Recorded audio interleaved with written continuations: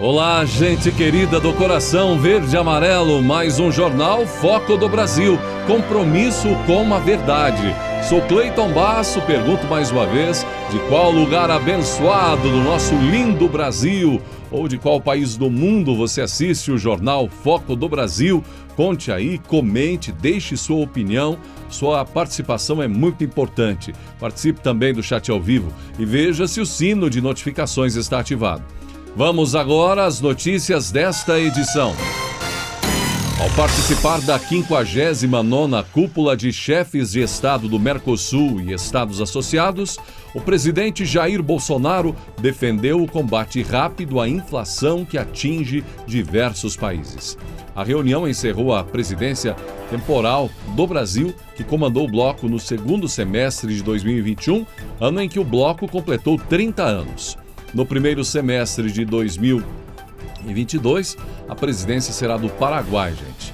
E durante seu discurso, vimos que o presidente brasileiro disse que seu governo segue comprometido com a recuperação dos efeitos econômicos e sociais da pandemia de Covid-19. Provamos a determinação em proteger nossas populações dos efeitos adversos da crise social e econômica gerada pela pandemia e em oferecer vacinas a todos de forma acelerada. O governo brasileiro permanece comprometido com a recuperação da economia e do crescimento sustentado. Combater a inflação é tarefa que tem envolvido várias ferramentas de política econômica e que deve ser cumprida rapidamente.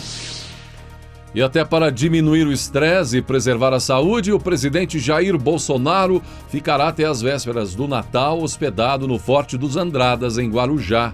É a 9ª vez que Bolsonaro fica no Forte dos Andradas para descansar desde que assumiu a presidência. A última foi ali no feriado, prolongado, de Nossa Senhora Aparecida, quando permaneceu entre 8 e 13 de outubro.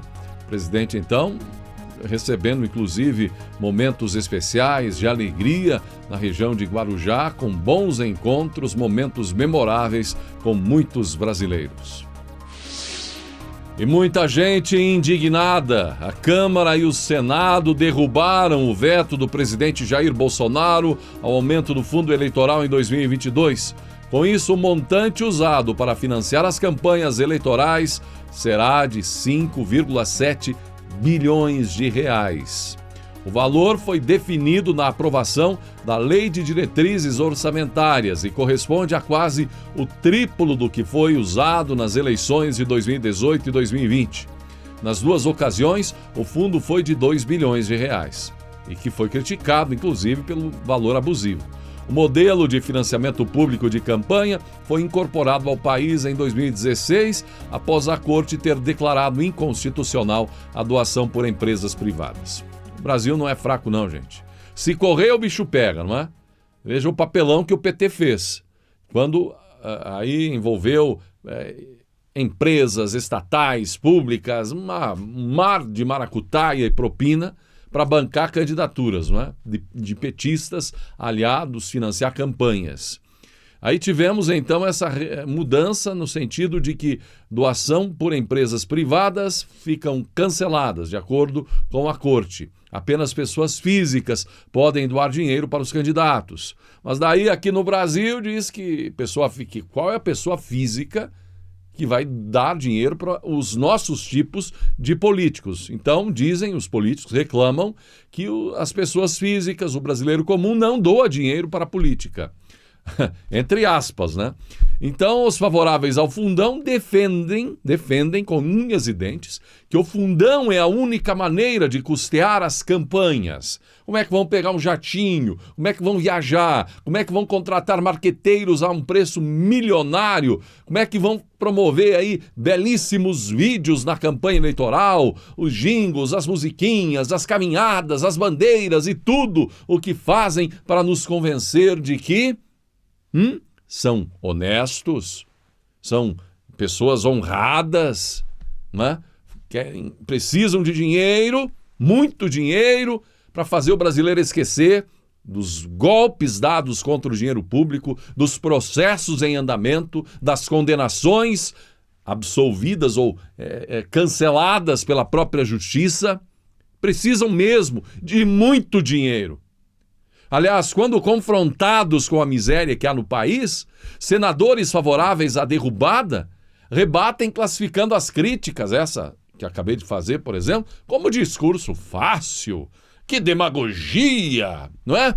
Quase 6 bilhões de reais para nos convencerem de que vale a pena votar naqueles que têm a capacidade de propor fundão eleitoral de 6 bilhões, fundão partidário todos os anos de mais de 1 bilhão, naqueles que têm um orçamento entre Câmara e Senado de mais de 10 bilhões de reais. O que dizer?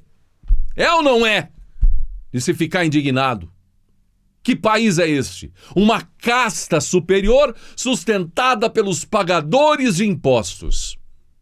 E aí, lembramos que eles vivem do bom e do melhor. E entre os que pagam eles, tem o agricultor brasileiro, que faz este país o celeiro do mundo, que leva nas costas pelo menos 1/4 da riqueza nacional para sustentar o alicerce, o pilar, para deixar esse país de pé em tempos de crise. Aí temos o empresário que não vê reforma tributária, que não vê, que vê tudo a passo, nem tartaruga anda tão devagar. O imposto de renda, a mesma coisa para 2022 por falta de andamento aí nessas casas.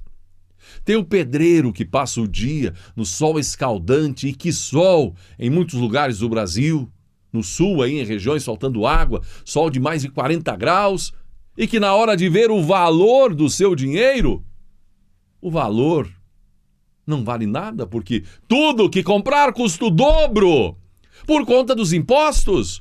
O preço da gasolina, R$ 7,00, sai da Petrobras a pouco mais de R$2, aí mais um pouquinho então de trabalho aí do intermediário, o transportador, o nobre caminhoneiro, aí o dono do posto, enfim, e aí a partir disso toma imposto. Para quê? Para arcar os custos da máquina pública do Brasil. E assim por diante. ICMS na energia elétrica, para sustentar os deputados estaduais, enfim. Carros, os mais baratos, vergonhosos, depenados, com um preço absurdo, custando quase o dobro por conta dos impostos. Carros vagabundos com preço de carrões, não é? Naves aí em qualquer país decente neste mundo, onde o imposto não é um peso nas costas do cidadão. E aqui andamos com os nossos carros caindo aos pedaços por falta de valor na nossa moeda, condições em função dos impostos, para poder realizar o sonho, uma vez na vida pelo menos, de tirar um carro 0 quilômetro da concessionária. E na hora dos assuntos mais urgentes, das decisões mais importantes, muitas delas ficam nas gavetas desses poderosos e de suas brigas políticas, e, sobretudo, por dinheiro. Dinheiro na cueca, nas malas, no desvio, na propina, em tudo que puderem, nos estados e municípios, enfim. Brasil. Silvio Santos teria autorizado a venda do SBT e quem estaria interessado seria Edir Macedo. Mas Silvio não tem interesse em vender para o bispo. Circula por aí até o valor da oferta de Edir Macedo, R$1 bilhão, ou o valor que Silvio Santos teria pedido. Silvio Santos acabou de completar 91 anos, né? Recebeu nesta semana a visita do presidente Jair Bolsonaro, e mesmo que tenha conseguido passar parte do amor à comunicação e aos negócios a algumas de suas filhas, o empresário teria dado sinal positivo para diminuir o tamanho ou a complexidade do seu império com a venda do SBT. A ideia inicial seria ter investidores estrangeiros, compradores internacionais gradativamente, que seria até o que a Globo estaria esperando. Mas isso só poderá acontecer se ocorrer primeiro uma mudança, na legislação brasileira, que não permite a participação de estrangeiros em concessões aí, no caso de televisão. Edir Macedo estaria interessado, então, em uma aquisição antes de qualquer mudança na lei. Segundo Guilherme Ravache, colunista do site Notícias da TV, o Silvio é entusiasta da ideia de poder contar com investidores estrangeiros no SBT, gradativamente e aí, mais adiante, passar o controle da emissora ao longo, então, dos próximos anos. No entanto, Ravache explica que na avaliação de um dos interessados em comprar o SBT, o problema é a falta de um plano de sucessão por ali para o próprio Silvio Santos. O SBT é o Silvio Santos. O Silvio quer R$1 bilhão para vender a TV.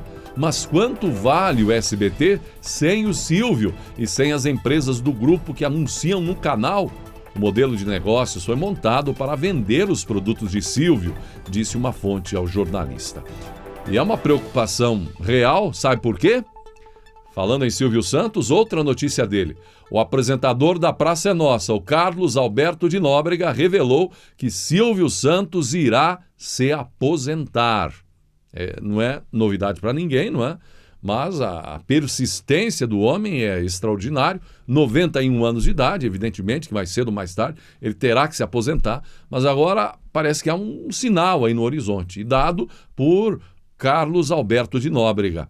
A declaração foi feita pelo humorista em entrevista a um podcast publicado nessa semana. Ano que vem acaba o meu contrato com o SBT. Não sei o que eles vão falar. Não sei se o Silvio vai estar vivo, porque o Silvio não volta mais para trabalhar. A gente já acha que ele realmente não volta, e não volta mesmo, afirmou o amigo de Silvio Santos. Mas de acordo com a assessoria de comunicação do SBT, esta é apenas uma opinião de Carlos Alberto. A emissora não comenta nada sobre o assunto. O ministro da Economia, Paulo Guedes, reconheceu que o nível da inflação é um problema para o país, mas ponderou que existe uma onda de investimentos futuros que vão garantir mais empregos e crescimento da economia brasileira. Guedes deu a declaração após leilão da segunda rodada de licitações dos volumes excedentes da seção onerosa no regime de partilha da produção realizado pela Agência Nacional do Petróleo, Gás Natural e Biocombustíveis, no Rio de Janeiro. É verdade que temos dificuldades e a inflação está subindo, que o Banco Central tem que combater a inflação e aumentar os juros. Isso desacelera, mas se um lado temos este retorno de dificuldade, de outro temos esse retorno de uma enorme plataforma de investimentos sendo formada no Brasil. Petróleo, gás natural, mineração, conduzidos pelo nosso ministro Bento Albuquerque, isso tudo é garantia de investimento futuro, é garantia de crescimento e mais recursos, disse Guedes. Ele destacou que os leilões da primeira e segunda rodadas, neles houve um aumento de transferências voluntárias de recursos para estados e municípios. A primeira rodada da seção onerosa, que fizemos ainda em 2019, foi um passo inicial muito importante para nós em Brasília, porque chegamos ainda sem sustentação parlamentar e justamente o uso do recurso do princípio federativo, que é mais recursos para estados e municípios, mais Brasil, que é onde o povo vive, acabou sendo um eixo de colaboração com o Congresso, que também nos ajudou e fizemos naquela época transferências voluntárias para estados e municípios, dividindo e compartilhando esses recursos da seção onerosa. Foi um passo importante para nós, disse Guedes. Por si só, esses números já representariam o sucesso do leilão, mas a grande notícia é que conseguimos obter competição, elevando o percentual de óleo excedente em óleo de 15,02% para 37,43% em sépia, o que significa um ágio de quase 150%. E no caso de Atapu, o ágio foi ainda maior, comentando então o sucesso de mais esses leilões. A Agência Nacional, então, destacando que as 5 empresas vencedoras do certame ampliam a diversidade do cenário de exploração e produção de petróleo do pré-sal brasileiro, agora com mais esse sucesso nesta semana. Por seu estilo franco e corajoso de dizer as coisas, olha quem arrumou problema com o PT. É o Ratinho, gente. A deputada federal Natália Bonavides, PT Rio Grande do Norte, disse que vai entrar na justiça contra o apresentador Ratinho, pelo que ela chamou de ataques machistas e incitação à violência.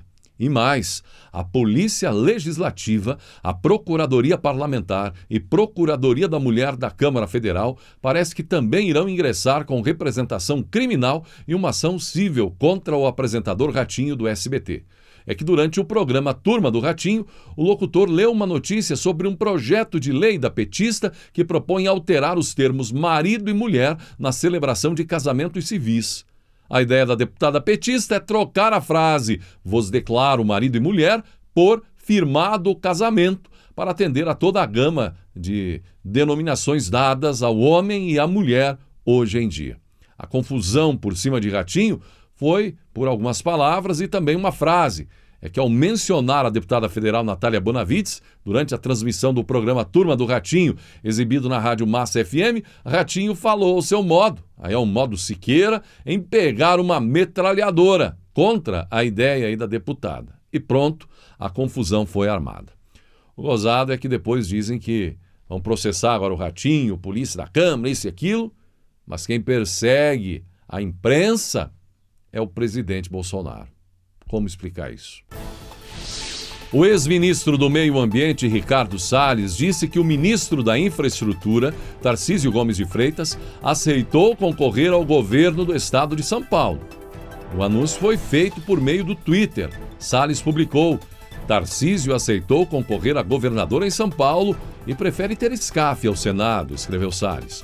Como acredito que devo colaborar e nunca dividir, agradeço o carinho de todos que manifestaram apoio à aventada ideia do presidente de me ter senador, mas vamos seguir por outro caminho. Bom dia a todos, disse de forma tranquila, educada e humilde o ex-ministro do Meio Ambiente, Ricardo Salles. Tá, então, é uma posição do ministro Tarcísio, não sabemos ainda, ele tem dito que vai aguardar, que está pensando, enfim.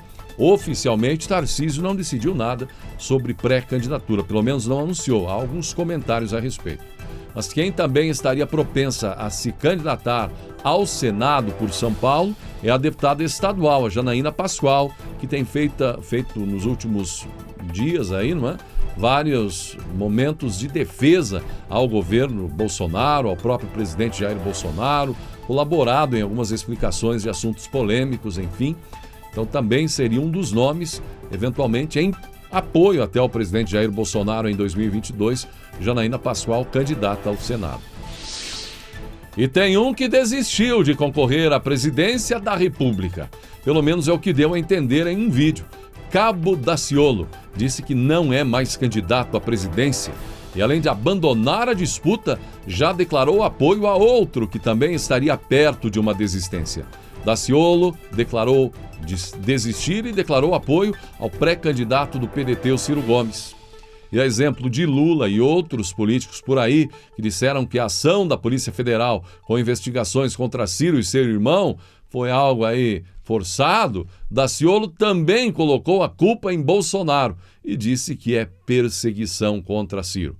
Depois da perseguição política contra Ciro, Cabo Daciolo anuncia que não é mais candidato à presidência e declara apoio a Ciro Gomes, diz a legenda de um vídeo de Cabo Daciolo fazendo essa explanação.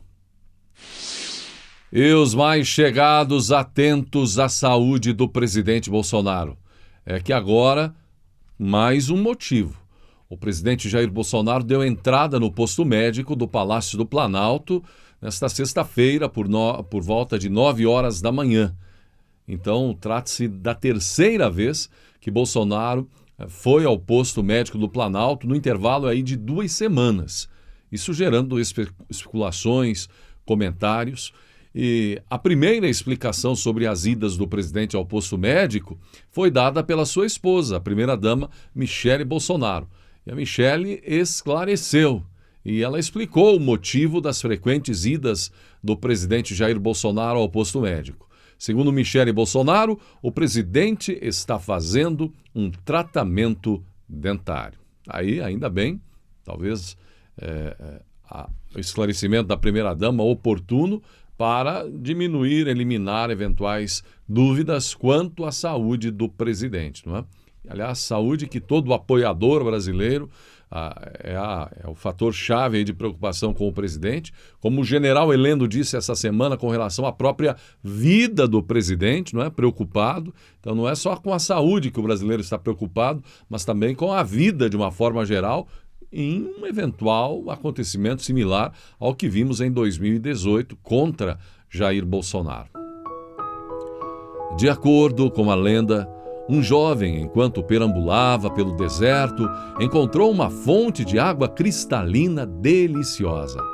A água era tão doce que ele encheu seu cantil de couro para que pudesse levar um pouco para um ancião da tribo que havia sido seu professor.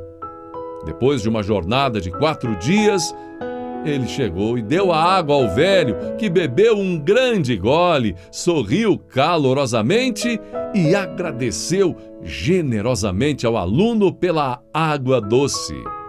O jovem voltou para sua aldeia com o coração feliz, satisfeito com a expressão de gratidão daquele velho. Mais tarde, o professor deixou outro aluno provar a água e ele cuspiu, dizendo que era horrível. Aparentemente, ele havia ficado velho por causa do velho container, a água, o cantil, teria ficado velho por causa do velho container de couro. O aluno desafiou o professor. Mestre, a água estava horrível, ruim. Por que você fingiu gostar da água? O professor respondeu: você apenas provou a água. Eu provei o presente. A água era simplesmente o recipiente para um ato de bondade amorosa e nada poderia ser mais doce. Presentes sinceros merecem o presente de gratidão de volta. Não importa se você gosta ou não do que recebe, demonstre gratidão. Acho que entendemos melhor esta lição quando recebemos presentes inocentes de amor de crianças pequenas. Quer se trate de uma bandeja de cerâmica, uma pulseira de macarrão, a flor tirada no jardim, um matinho como flor, a resposta natural e adequada é gratidão, agradecimento expresso, porque amamos a ideia contida no presente e não o presente em si. A gratidão nem sempre vem naturalmente. Infelizmente, a maioria das crianças e muitos adultos valorizam apenas o que é dado e não o sentimento incorporado nele. Devemos nos lembrar e ensinar nossos filhos e viver dessa forma sobre a beleza e a pureza dos sentimentos e expressões de gratidão. Afinal, os dons do coração são, na verdade, dons do coração. Pense nisso. Muito bem, e assim chegamos ao final desta edição do Jornal Foco do Brasil. Gratidão pela sua atenção e que Deus abençoe a você e a sua família.